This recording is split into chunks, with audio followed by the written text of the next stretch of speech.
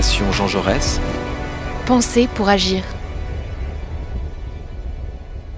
Inès Gilles, bonjour. Tu es journaliste indépendante et tu t'es rendue récemment en Ukraine avant de t'interroger plus en détail sur ce déplacement en Ukraine. Peux-tu nous dire dans quelle région et ville tu t'es rendue et quand?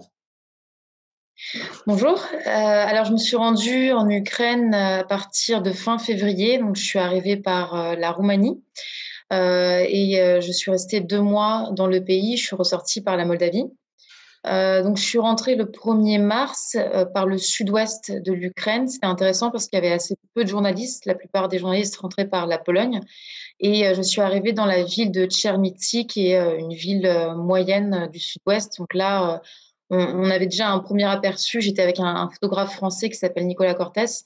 On travaillait en binôme et on avait déjà un premier aperçu de l'effort de guerre et l'effort humanitaire en fait qui est concentré à l'ouest, qui est plus épargné par les bombardements depuis le début de cette invasion. Ensuite, je suis allée dans la région de Kiev assez rapidement, plus précisément dans le village d'Ivankovitchy. Donc, c'est un village qui se trouvait sur la périphérie à 15-20 kilomètres du sud-ouest de Kiev et qui était, voilà, quand on fait le tour de Kiev, à une trentaine de kilomètres d'Irpin et de Boutcha. Donc un village qui, si les Russes avaient réussi à réaliser un encerclement de la capitale ukrainienne, aurait été sur la route des Russes. Et c'est un village qui était aussi la cible de bombardements puisque voilà, les Russes cherchaient à bombarder autour de la capitale.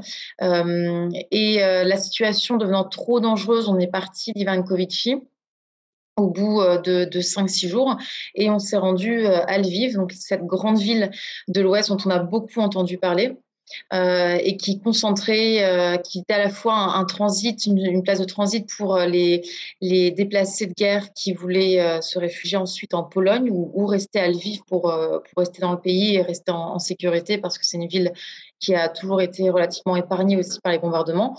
Et c'était aussi un important endroit de transit pour l'aide humanitaire et pour certains combattants étrangers qu'on a pu rencontrer lors d'un reportage là-bas.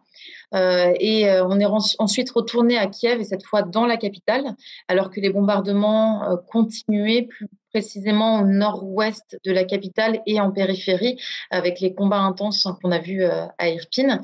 Et de là, on a couvert la situation dans la capitale qui était réellement une ville fantôme au moment où on s'est rendu, donc c'est à la mi-mars. Et puis, petit à petit, les Russes se sont retirés.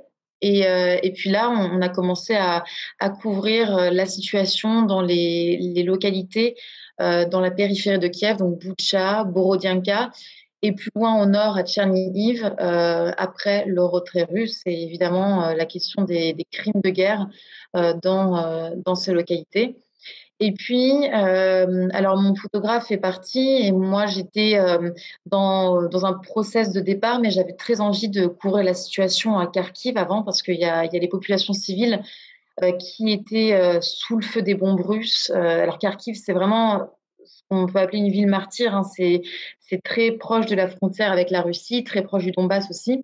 Et cette ville et toujours, quand je suis arrivée à Kharkiv, était toujours très impactée par les bombardements.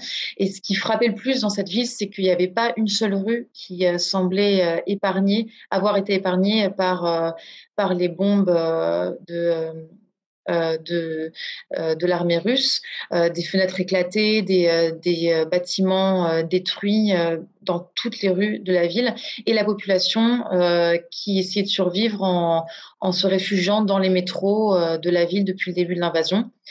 Et enfin, avant de partir pour la Moldavie, je me suis rendue à Odessa pour quelques jours également. C'est la dernière ville que j'ai couverte en Ukraine, une grande ville du sud qui était très intéressante à couvrir parce qu'il y a beaucoup d'enjeux à Odessa, mais on en parlera un petit peu plus tard, je pense. Et puis, j'ai quitté le pays par la frontière avec la Moldavie. Merci Inès. Tu as évoqué donc ouais, l'Ouest avec Lviv, pardon, Kiev et Kharkiv. On reviendra peut-être à Odessa, donc pour le sud, un peu après, mais tu as évoqué donc Boutcha, près de Kiev ou Kiev. D'ailleurs, si tu peux un peu préciser, parce qu'il y a un peu pas bataille, mais cette nuance entre Kiev et Kiev quant à la prononciation de la capitale ukrainienne. Donc, Boutcha, ville victime de crimes de guerre commis très probablement, je dis très probablement entre guillemets, même si, parce que juridiquement, ça n'est pas encore avéré. Donc, crimes de guerre commis par les troupes russes. Peux-tu nous dire ce que tu as vu, entendu, compris là-bas et savoir où en sont, si tu suis encore cette question, où en sont les différentes enquêtes menées sur place concernant ces possibles crimes de guerre commis par les Russes, les troupes russes? Alors nous, on se trouvait à Kiev quand les premières images de Boutcha, c'était un week-end, un samedi, ont été publiées par les forces ukrainiennes. Donc ces images dont on se souvient tous, hein, de corps, de cadavres dans les rues de Boutcha. C'est les forces ukrainiennes qui ont découvert ces corps quand elles sont entrées dans le village. Et là, il y a la presse internationale et enfin, ceux qui suivaient la guerre en Ukraine commencent un petit peu à comprendre ce qui se passe. Et rapidement, en fait, il y a un accès qui est donné à la presse. Donc, on a pu rentrer 2 jours plus tard. Il fallait d'abord que les autorités s'assurent qu'il n'y ait pas de mines, parce qu'il y avait beaucoup de mines qui ont été placées par les Russes avant leur départ. Et quand on est entré à Boutcha, donc il y a cette rue qui est l'entrée en fait entre Boutcha et Irpin, qui était totalement dévastée parce qu'elle avait concentré les combats entre les Ukrainiens et les Russes. Et il y avait encore quelques corps inertes qui étaient dans la rue, mais globalement les Ukrainiens avaient voilà, déplacé les corps pour les envoyer à la morgue pour être identifiés. Et puis, on a été invité par les autorités ukrainiennes à constater la découverte d'autres corps, cette fois dans des caves, dans des sous-sols, parce qu'au fil des jours, les autorités continuaient à découvrir des corps de civils dans les maisons, dans certains établissements de la ville. Évidemment, c'est un travail assez difficile parce qu'il faut d'abord s'assurer que le terrain n'est pas miné pour pouvoir faire rentrer des journalistes et pouvoir constater le décès de ces personnes. Et donc, on est arrivé en fait dans cet établissement. C'est un ancien sanatorium où il y avait 5 corps d'hommes ukrainiens qui étaient identifiables comme civils, qui étaient les habitants de Boutcha manifestement, et qui avaient donc à l'extérieur en fait il y avait une espèce euh, de, de jardin où on voyait des boîtes de conserve qui dataient d'il y a plusieurs jours, donc on pouvait facilement deviner que ça servait de base pour les soldats russes qui s'étaient installés ici pendant plusieurs jours ou peut-être plusieurs semaines. Et puis, dans ce sous-sol, à quelques mètres, les 5 corps qui... alors, on avait très peu de temps pour les observer parce qu'il y avait beaucoup de gens sur place. Mais on voyait assez facilement que leur visage avait été mutilé. Il y avait aussi des blessures par balle, manifestement, dans les membres inférieurs. Donc, probablement, on ne peut pas l'affirmer avec certitude, hein, il faut faire une autopsie, mais probablement une torture avant d'être tué. Quand on a des balles dans les jambes, c'est souvent le cas. Et puis, du sang sur les murs. Quatre des 5 hommes avaient les mains attachées dans le dos. Donc, on peut évidemment imaginer que c'est des exécutions sommaires. Et il y avait aussi, d'après mes souvenirs, je crois que c'était 2 hommes qui avaient des brassards blancs attachés au bras. Et ces brassards, en fait, on découvrira, étaient une obligation pour les civils. Ils devaient porter ce brassard pour aller dans la rue, comme signe de soumission à l'occupant russe. Et s'ils ne portaient pas ce brassard, ils étaient tués. Mais là, ces hommes avaient porté ce brassard, mais ils avaient été tués. Et il y a plein d'hypothèses qui peuvent être, voilà, développées. Certains Ukrainiens, surtout des jeunes hommes, étaient exécutés parce qu'ils étaient considérés comme nationalistes par les forces russes. D'autres, on a vu dans les témoignages, ont pu être tués de manière totalement sommaire. Parfois, les Russes allaient les chercher dans leur maison de manière arbitraire. Donc, il y a beaucoup d'hypothèses qu'on peut imaginer face à ce terrible drame. Et puis, on a continué à travailler, donc on a constaté la mort de ces 5 personnes, comme d'autres journalistes. Et puis on a continué à travailler en prenant des témoignages euh, durant toute l'après-midi. Et on est revenu une deuxième journée à Boutcha. Et les témoignages sont essentiels parce qu'il y a eu beaucoup de fake news qui sont développées. Boutcha, ça a concentré beaucoup de fake news sur des personnes qui sont plus acquis à la cause de Poutine et qui affirmait que c'était des mannequins, enfin ces corps inertes étaient des mannequins ou des acteurs, qu'il n'y avait pas eu de crime à Boutcha. Et le fait de récolter des témoignages de personnes vivantes, c'est aussi une manière de dire, bah, on croise des témoignages sur ce qui s'est passé. Les gens qui sont restés, ils ont observé ces crimes, parfois des femmes qui ont été violées par les soldats russes. On a aussi rencontré beaucoup de personnes âgées parce que c'est souvent les personnes qui restent sont les plus âgées. Et c'est souvent celles qui sont les plus épargnées parce que les Russes vont s'en prendre majoritairement aux jeunes hommes, parfois par la torture ou l'assassinat, et aux jeunes femmes, notamment à travers le crime de viol. Et les personnes âgées ont euh, cette chance de pouvoir témoigner et souvent elles ont été beaucoup moins victimes que les plus jeunes. Et elles nous expliquaient comment ça se passait dans la ville, quand est-ce qu'elles sortaient, le fait qu'elles n'avaient plus de gaz, donc elles devaient se laver à l'eau froide, à la fin du mois de mars aussi, il y avait beaucoup de nourriture qui commençait à manquer. Donc, les gens commençaient à se poser la question de la nourriture. Il y a un homme qui nous a dit qu'il il a dû manger la pâtée pour chien voilà, de son chien. Et puis, ce même homme aussi, il était marié à une femme relativement jeune, d'une trentaine d'années, et il lui a dit de raconter qu'elle avait une maladie sexuellement transmissible pour pas qu'elle se fasse violer par les soldats. Donc voilà, c'est tout le fonctionnement de Boutcha qu'on a découvert sous l'occupation russe en parlant à des locaux qui ont dû vivre dans cette peur pendant plusieurs semaines. Certains d'entre eux ont parlé aux soldats, ils nous ont dit que certains soldats étaient corrects, d'autres leur faisaient peur. Euh, Beaucoup d'entre eux, surtout les femmes, évitaient de sortir pendant les 4 semaines d'occupation. Et leur but, c'était surtout d'essayer de trouver de la nourriture. Les plus jeunes aider les plus âgés à trouver de quoi se nourrir et éventuellement à se nettoyer, à pouvoir survivre dans ces conditions. Merci pour ce témoignage glaçant. Tu sais où en sont les différentes enquêtes, enfin, d'un point de vue le volet juridique et judiciaire? Alors, la procureure générale a affirmé qu'elle avait ouvert plusieurs centaines d'enquêtes pour crimes de guerre. Alors, ces enquêtes, elles sont essentielles. Et le point positif de Boutcha, c'est qu'il y avait beaucoup de journalistes qui étaient postés à Kiev depuis le début de la guerre. Et Boutcha se trouve à 15-20 kilomètres de Kiev, donc c'était assez facile d'accès. Alors, avec les checkpoints, etc., ça pouvait prendre jusqu'à 2 heures pour arriver jusqu'au village. Mais heureusement, dès le lendemain, les premiers jours, il y a eu une documentation très, très forte de ce qui s'est passé, donc les témoignages qui ont été récoltés et la situation qui a été constatée.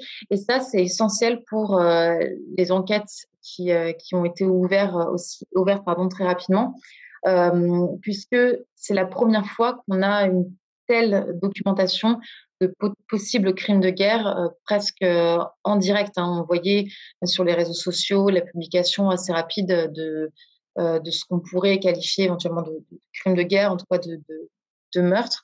Et ça va vraiment faciliter les choses parce qu'on l'a vu dans d'autres conflits par le passé, notamment en Bosnie, les retards, le fait qu'on ait découvert assez tard certains crimes, ça a rendu très difficile la possibilité d'ouverture d'enquête parce qu'il y avait un manque de preuves. Plus on attend et moins on a la possibilité d'avoir une justice sur ce qui se passe.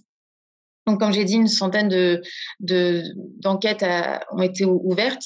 En fait, l'Ukraine, elle sait que il y aura sûrement pas de justice face aux crimes qui ont été réalisés dans ces villages. Donc, on parle de Boutcha, mais il y a de nombreux villages autour aussi dans lesquels il y a eu des possibles crimes de guerre. Et puis, évidemment, Borodianka, où des dizaines de civils euh, ont été enfouis sous les décombres suite à des bombardements très intenses de la Russie.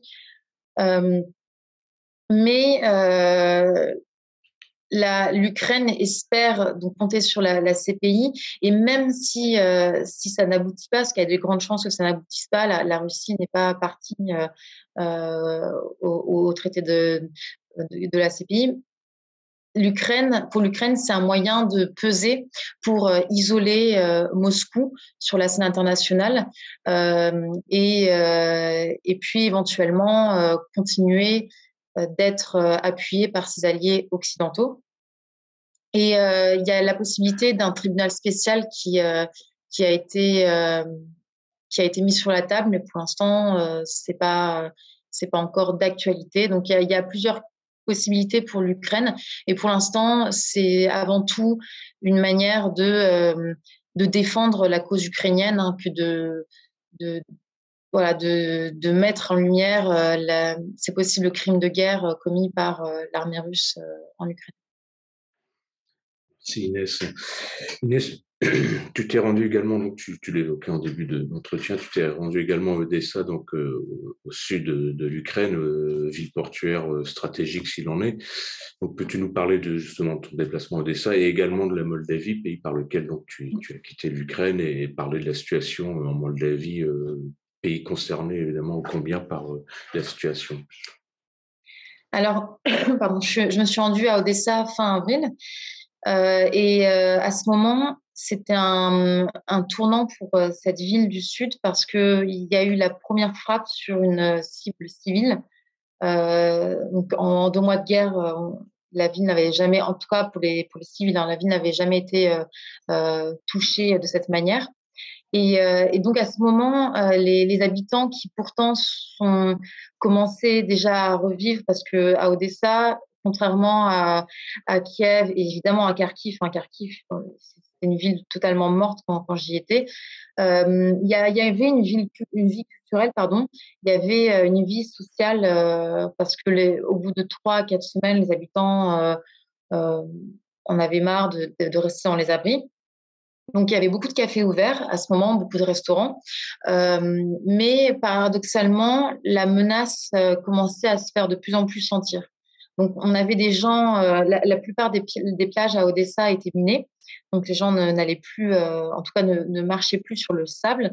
Mais on avait une plage qui n'était pas encore minée. C'est une plage qui avait été utilisée pour remplir des sacs de sable pour protéger les bâtiments. Parce qu'Odessa, c'est une ville culturellement avec ces bâtiments de style néoclassique très intéressantes, voilà, aussi au niveau du patrimoine qu'il faut protéger. Et il y a eu ces sacs de sable qui ont été mis en place grâce à cette plage qui n'est pas toujours pas minée à l'heure actuelle.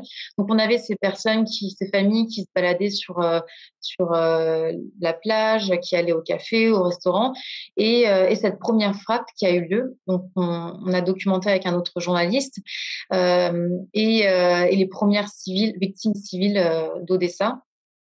Et depuis, la situation, l'étau, il se resserre sur cette ville. Il y a eu, il y a peu de temps, des frappes aussi qui ont été, qui ont ciblé des civils dans la ville.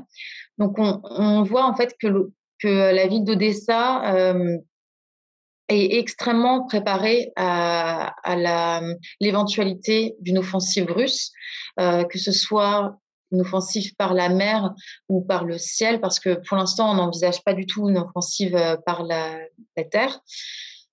Donc, la ville est extrêmement militarisée. D'ailleurs, quand on y a été, c'était contrairement à Kiev, où dans les checkpoints, on voit que c'est souvent des civils, donc des personnes qui sont volontaires et qui n'ont pas de formation militaire très, très poussée. À Odessa, c'est l'armée ukrainienne vraiment qui tient la ville, parce que c'est très, très stratégique.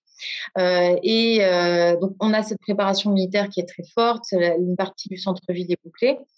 Donc, la ville, elle semble très difficile à prendre pour les Russes.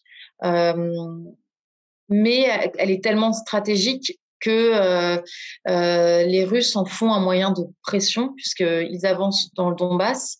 Euh, ils le savent, Odessa, il faut une préparation très forte. Hein. Ils ont déjà fait face à un échec à Kiev et à Tchernihiv. Mais le fait de frapper cette ville du Sud est un moyen pour les Russes de faire pression sur les Ukrainiens, même si la ville reste difficilement prenable. Et évidemment, Odessa concentre beaucoup d'intérêt parce qu'il y a ce port qui, si l'activité reprenait, permettrait à l'Ukraine d'exporter surtout son blé. Et pour l'instant, la situation est bloquée, donc l'Ukraine doit exporter par la terre, donc exporte beaucoup moins de blé que par le passé, ce qui explique que les prix ont augmenté. Donc voilà, c'est une ville très très stratégique et à l'heure actuelle, la ville, d'après les échos que j'ai eus, continue à vivre de manière normale entre guillemets, hein, des grosses guillemets, mais se prépare à l'optique d'un renforcement des attaques, tout en sachant que voilà, il y a pas pour l'instant d'offensive russe, de siège russe prévu parce que ce serait s'attaquer à un trop gros morceau en Ukraine. Et à côté d'Odessa, en fait, on a donc la Transnistrie. Donc, je suis sortie par la Moldavie, je me suis rendue dans la capitale moldave. On sent déjà, quand on est en Moldavie, voilà, on est sorti d'un pays en guerre, hein, même si la Moldavie est sur ses gardes, l'ambiance n'est pas du tout la même. On a quand même un pays qui vit normalement, hein, par rapport à l'Ukraine quand on est dans la capitale à Chisinau. Et donc j'étais avec un autre journaliste là-bas, un journaliste français, Hugo Lotissier, et on a décidé de se rendre en Transnistrie. On n'était pas sûr de pouvoir rentrer parce que ce territoire, c'est un territoire qui a fait sécession au début des années 90, qui est un territoire pro-russe. Il y a l'armée russe, hein, qui est postée en Transnistrie. Et, euh, et la Transnistrie, c'est un territoire très intéressant parce que certes, on a une proximité très forte avec la Russie, que ce soit sur le plan politique, mais aussi sur le plan économique, hein. Il y a des liens qui sont très très forts. Mais le- la population locale et aussi le pouvoir local n'a pas envie d'entrer en guerre. Et on le sent parce que déjà, malgré le fait que moi j'avais un visa ukrainien, je suis restée en Ukraine 2 mois, ils ont accepté que j'entre dans le pays et c'était assez facile de découvrir que j'étais journaliste. Donc, je pense qu'il y avait aussi une volonté de dire non, nous, on n'a pas envie de rentrer en guerre, on veut vous montrer que la vie est à peu près normale ici, ce qui peut faire partie d'une entreprise de communication, hein, mais voilà, donc on avait un peu un entre-deux, déjà à l'entrée de la Transnistrie, et donc, quand on se trouve dans la capitale, à Tiraspol, on a commencé à parler à des habitants. Et là, j'ai découvert que la situation n'est pas aussi tranchée. On n'est pas face à des pro-russes forcenés qui défendent Poutine corps et âme. Mais ce territoire, il concentre une grande diversité d'opinions parce que la Transnistrie, c'est pas seulement un territoire pro-russe, c'est aussi un territoire qui est proche de l'Ukraine. Et historiquement, la Transnistrie a beaucoup de liens avec Odessa, justement, parce que c'est très proche de cette ville du sud ukrainien. Des liens économiques, aussi des liens familiaux, culturels. Donc, j'ai rencontré des personnes qui avaient encore de la famille à Odessa, principalement. Euh, la population locale aussi a plusieurs passeports, ce qui rend voilà, cette guerre en Ukraine très compliquée pour eux. Quand on leur parle, ils sont très déchirés, très partagés. J'ai rencontré certains locaux qui avaient un passeport moldave, transnistrien, ukrainien et russe. 4 passeports, ce qui fait qu'ils voilà, ils se retrouvent un petit peu déchirés depuis le début de la guerre. Ils nous l'ont dit eux-mêmes que ils n'avaient pas d'avis tranché, qu'ils considéraient que l'Ukraine avait été parfois agressive par le passé, mais que l'invasion russe n'était pas acceptable. Donc, il y avait beaucoup d'avis balancés en fait dans cette population qui globalement, même si on sent une certaine proximité avec la Russie, ne veut absolument pas de guerre, voilà, que la guerre commence dans ce territoire. Parce que les Transnistriens gardent en mémoire quand même la guerre civile, hein, qui a éclaté au début des années 90 entre les sécessionnistes et les Moldaves, l'armée, on va dire régulière, les forces régulières de Moldavie. Et c'était il y a 30 ans. Et la population garde en mémoire ce conflit qui avait été très, très meurtrier. Donc voilà, c'est une situation un petit peu plus compliquée que ce qu'on peut avoir l'habitude d'illustrer sur ce territoire pro-russe. Et, et malgré tout, la Transnistrie garde des contacts avec la Moldavie. Alors, je parle de Transnistrie, mais il faut rappeler que ce territoire n'est pas reconnu par la communauté internationale, hein.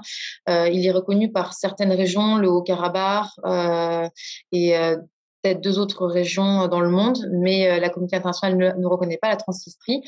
Mais cet État a certains aspects autonomes. Il y a une monnaie qui leur est propre. Il y a, comme j'ai dit, des frontières, hein. Il faut passer une frontière pour rentrer, enfin une frontière factice, mais voilà, ce qui ressemble à une frontière. Il y a aussi un drapeau qui a la faucille et le marteau qui rappelle ce passé soviétique, et une administration qui est propre, aussi une économie qui est propre, qui est majoritairement concentrée entre les pouvoirs d'un oligarque russe qui a créé la Sheriff Holding et qui concentre les intérêts économiques. Dès qu'on tourne la tête, on voit qu'il y a un supermarché, une station-service, même le club de foot local qui appartient à la Sheriff Holding, qui fait partie de ce groupe. Donc, il y a des choses qui sont propres à la Transnistrie, mais officiellement, ce n'est pas reconnu par la communauté internationale et ce territoire reste un territoire moldave. Et en revenant en Moldavie, voilà, on se penche aussi je me suis penchée un petit peu sur la question de ce qui se passe en Moldavie. Et on sent que le pays, même en parlant aux personnes, le pays a une sorte, plus que l'Ukraine, je dirais, garde une proximité avec la Russie qui est principalement due à l'histoire, mais aussi aux intérêts économiques et surtout énergétiques. Mais il y a une volonté de se tourner vers l'Europe qui est très claire, parce que les Moldaves craignent un sort similaire à celui de l'Ukraine. La Moldavie n'est pas protégée, contrairement aux voisins roumains, n'est pas protégée par les mécanismes liés à l'Europe, à l'OTAN. Et donc, il y a une volonté forte de se rapprocher de la part des Moldaves, même si je pense qu'ils ont fait preuve d'une certaine balance parce qu'ils veulent rassurer les Russes en essayant de pas, dans les discours, dans l'approche, de pas faire preuve d'une vision anti-russe. Voilà.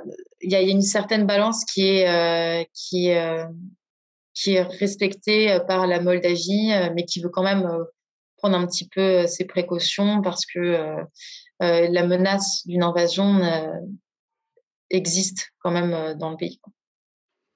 Merci pour ces éléments très, très intéressants, Inès. Ma dernière question, Inès, essayons de faire un peu de prospective, alors que les Russes semblent s'imposer progressivement militairement dans le Donbass.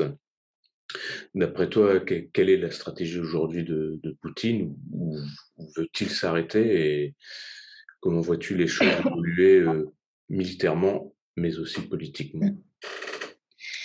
À l'heure actuelle, la région de Donetsk est menacée par une offensive russe. Et on a donc cette ville de Sloviansk où les civils sont en train d'être évacués, qui pourrait être la prochaine cible pour les forces russes. Pour, euh, pour Vladimir Poutine, le Donbass, c'est la seule manière de revenir en Russie avec une victoire, d'après ce qu'on voit, parce que l'armée russe a fait face à un échec à Kiev et à Tchernihiv. Les Russes pensaient prendre rapidement la capitale avec une guerre éclair.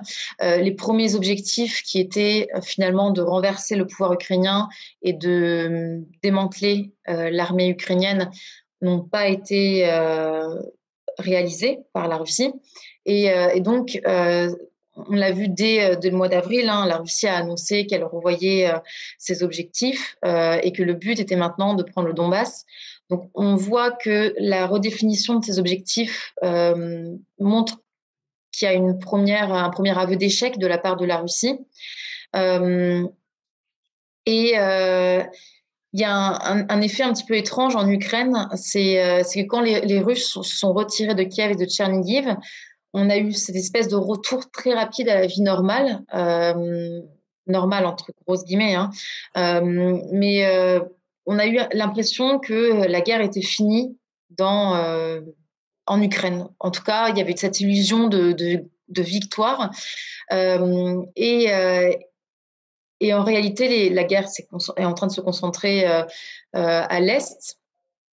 Mais comme le Donbass était déjà en guerre depuis 2014, on a cette espèce de sentiment que comme les Ukrainiens sont parvenus à gagner sur le plus gros morceau, hein, qui était la capitale et puis le nord de l'Ukraine, et la guerre est concentrée à l'Est, donc on a moins d'enjeux, la guerre a moins d'importance dans les esprits, en tout cas c'est le sentiment général, hein, je parle d'un sentiment qu'on a dans le pays. Et les Ukrainiens sont en train de perdre du terrain dans l'Est du pays, alors qu'ils avaient montré d'importantes victoires et une résistance assez impressionnante depuis le début de la guerre. Donc la situation, elle est très inquiétante pour les Ukrainiens. Qui, les dernières semaines, ont perdu beaucoup de terrain dans le Donbass. Après, il y a la question des territoires qui entourent la mer Noire. Et là, c'est plus discutable parce que le Donbass semble être un morceau plus facile pour les Russes qui gagnent considérablement, assez rapidement du terrain et qui jouent en fait sur une guerre d'usure, en fait, parce que les Ukrainiens demandent de l'aide, essaient de faire comprendre aux Occidentaux qu'il leur faut de l'aide.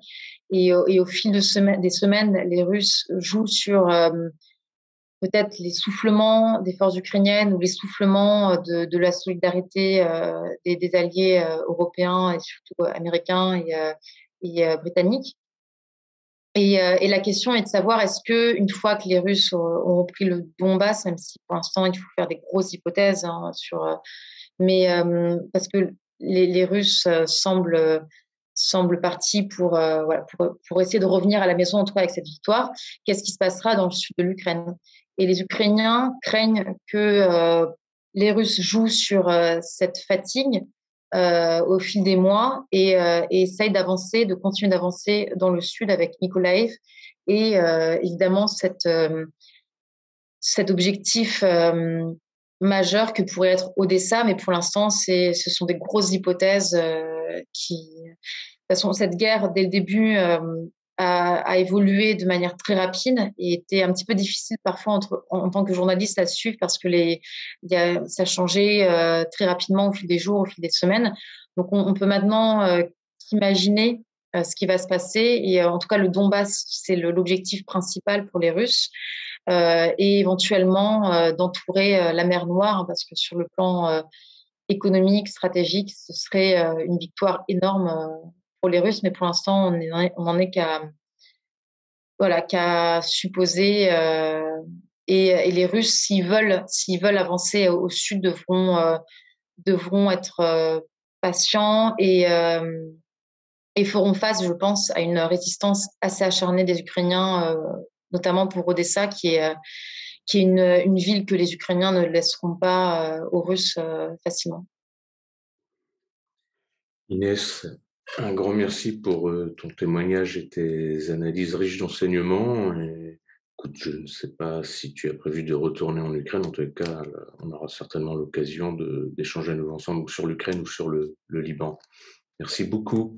Merci à vous.